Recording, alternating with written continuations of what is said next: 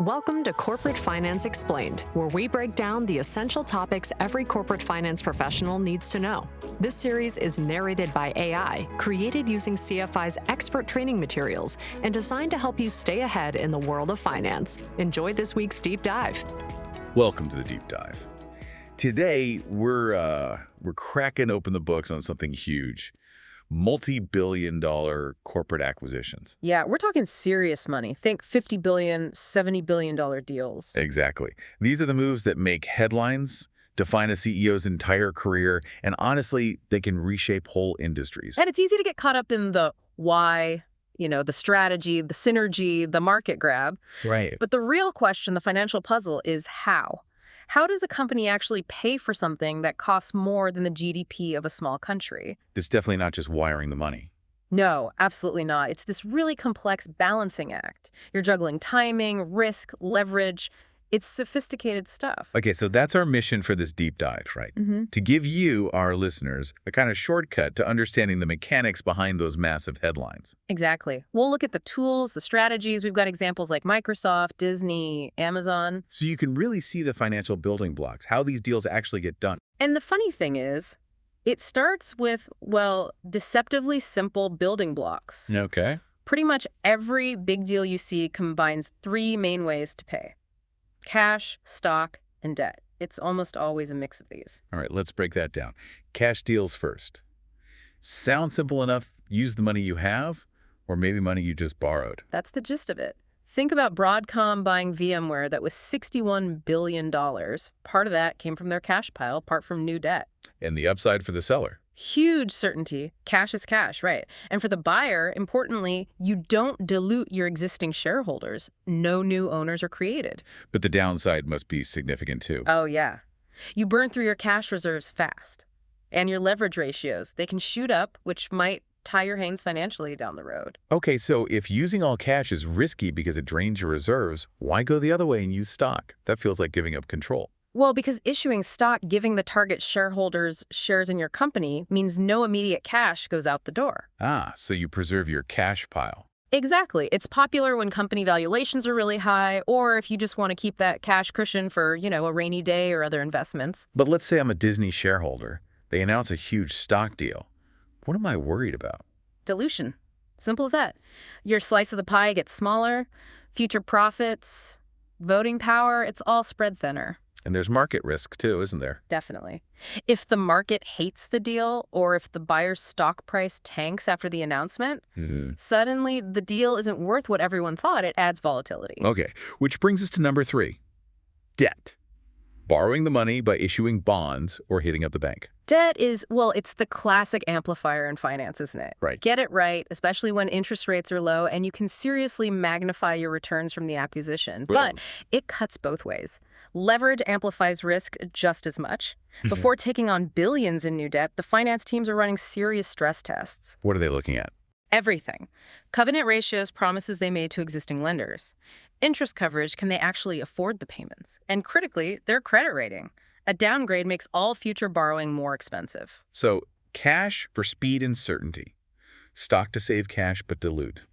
Debt for potentially higher returns but more risk. Got it. That's the basic toolkit. But sometimes, even that's not quite enough, especially for the absolute monster deals, right? You need something more specialized. Precisely. That's when we move into the Advanced Financing Toolkit. Things get a bit more complex here. Like LBOs. Leveraged Buyouts. I usually think of those with private equity. Often, yes. But corporations use the structure too.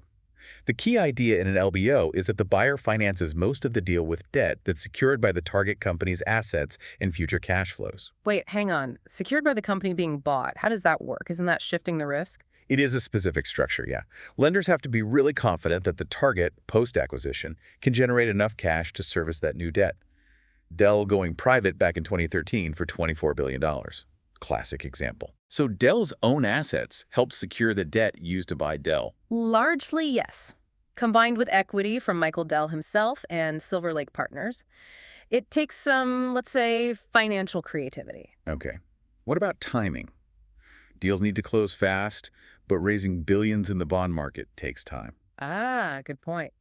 That's where bridge financing comes in. Think of it as a short-term, super fast loan. Like a bridge over the gap. Exactly. It covers the purchase price now, giving the company time to arrange the permanent, usually cheaper, long-term financing like bonds later on. And for those absolutely massive deals, like Microsoft buying Activision for nearly $69 billion, one bank can't handle all that risk, surely.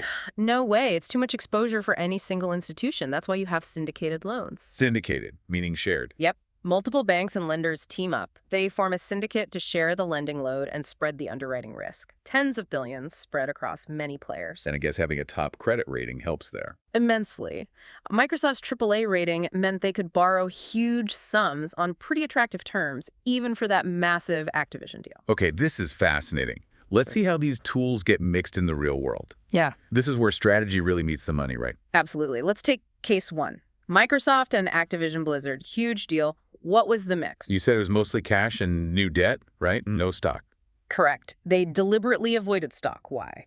Microsoft was sitting on over $100 billion in cash. Wow. And with that AAA rating, borrowing was incredibly cheap. So they opted for cash and debt to keep control, avoid dilution. And they expected it to pay off quickly. Their models showed it being EPS accretive, adding to earnings per share within just 2 years. That was the goal. Okay, contrast that with Disney buying 21st Century Fox. $71 billion in 2019. That was different. Very different. A real mixed bag. About $35 billion in cash, but also $36 billion in newly issued Disney stock. So they took the dilution hit. Why? It was a strategic necessity, really. They wanted Fox's assets, all that IP, the scale desperately, especially for launching Disney+. Right, their streaming service. Exactly. But they also needed to protect their investment-grade credit ratings, so they balanced cash and stock. But it still had a big impact on their finances. Oh, absolutely. Their net debt nearly tripled. It forced them to slam the brakes on share buybacks and get really aggressive on finding cost savings, those synergies, to pay down that debt. Okay, one more quick case. Amazon buying Whole Foods in 2017. Smaller, relatively speaking, $13.7 billion. But how did they pay? That one was almost refreshingly simple. Virtually all cash. Financed with their existing cash and some short-term debt. Why all cash? Speed and opportunity. Interest rates were super low. Amazon was generating tons of free cash flow. They saw a chance to get a massive physical store footprint instantly and plug Whole Foods into the Prime ecosystem. Quick and decisive. So the lesson seems to be, the financing mix is totally tailored. Depends on your balance sheet, your credit rating, and what you're trying to achieve strategically. Precisely. Speed, avoiding dilution, preserving a credit rating, sheer scale, the goal dictates the tools. But let's bring in some skepticism here. You hear these amazing synergy numbers promised. But do these deals actually work out? That's the billion-dollar question, isn't it? The tough reality is studies show maybe only half of big M&A deals actually deliver the returns they promise shareholders. Only half. Wow. So the finance team's job is critical then. They have to model reality, not just the shiny pitch deck version. Exactly. It starts with modeling those synergies. Cost savings like combining offices or supply chains, they're usually a bit easier to nail down. But revenue synergies, like cross-selling products. Much harder, more speculative. And the really tricky part is putting realistic numbers on when those synergies will happen, the risks in actually achieving them, and the true costs of integrating two potentially very different companies. So how do they actually value the deal then? The workhorse tool is the discounted cash flow model, the DCF. They project the future cash flows of the combined company, then discount those back to what they're worth today. The core question: is the value of the combined entity genuinely greater than the two companies were worth separately, even after paying a big premium? And they test those projections, I assume? Constantly, using sensitivity analysis. What happens if growth is slower? What if margins aren't as good? What if the discount rate changes? They stress test all the key assumptions. And if the result, the net present value, or NPV, is negative after factoring in the price they paid? Huge red flag. Theoretically, that should stop the deal right there. It means you're projected to destroy value, not create it. And we've seen what happens when those assumptions are way off, right? Like Kraft Heinz. That $49 billion merger hit problems almost immediately. A classic case of perhaps overly optimistic synergy forecasts. And you mentioned integration earlier. That's often the silent killer. How so? Culture clashes, IT systems that don't talk to each other, confusing management structures. All these things can eat away at those expected synergies, even if the initial math looked good. And the financing itself adds another layer of risk modeling. Absolutely. The finance team has to model, what will this new debt do to our credit rating? How much will the extra interest payments hurt our earnings per share? Are we going to breach any promises, covenants we made on our existing debt? Okay, so stepping back, feels like these mega deals are fundamentally about matching the money, the capital structure with a big strategic goal, but also keeping enough flexibility. That's a great way to put it. Smart CFOs, they're constantly asking themselves maybe 5 key questions. Okay, what are they? 1, is this price really justified by synergies we can actually achieve and sustain? 2, can our balance sheet truly handle this extra debt load? Makes sense. 3, how will our choice of cash versus stock versus debt affect our control, shareholder dilution, and our future financial flexibility? 4, do we have a concrete integration plan tied to things we can actually measure? And the last one? 5, what's our plan B? What's the exit strategy or the deleveraging plan if the economy tanks or the deal doesn't perform as expected? That flexibility point is crucial. You mentioned Boeing earlier as a cautionary tale. Right. Between 2013 and 2019, they spent something like $40 billion buying back their own stock. Which sounds good for shareholders in the short term. Maybe. But that decision, that capital structure choice, left them with very little wiggle room when the pandemic and the 737 MAX crisis hit simultaneously. They'd spent the cash they desperately needed later, forcing them to seek government support.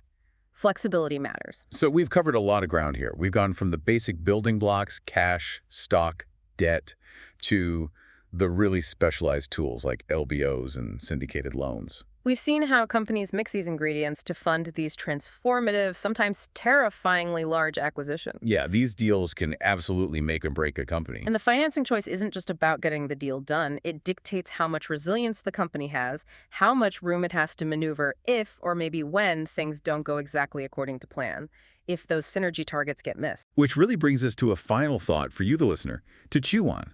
We know realistic synergy modeling is absolutely key. We saw how deals like Kraft Heinz ran into trouble with, let's say, optimistic assumptions. Right. So the question is, how much conservatism, how much margin of safety should a finance team build into their models when they're pitching that multi-billion-dollar deal to their CEO? Where's the right balance between ambition and prudence? Something to think about. Thanks for listening to Corporate Finance Explained. If you found this episode valuable, be sure to check out more episodes and explore CFI's highly rated courses at corporatefinanceinstitute.com. Don't forget to subscribe for more deep dives into essential finance topics. See you next time.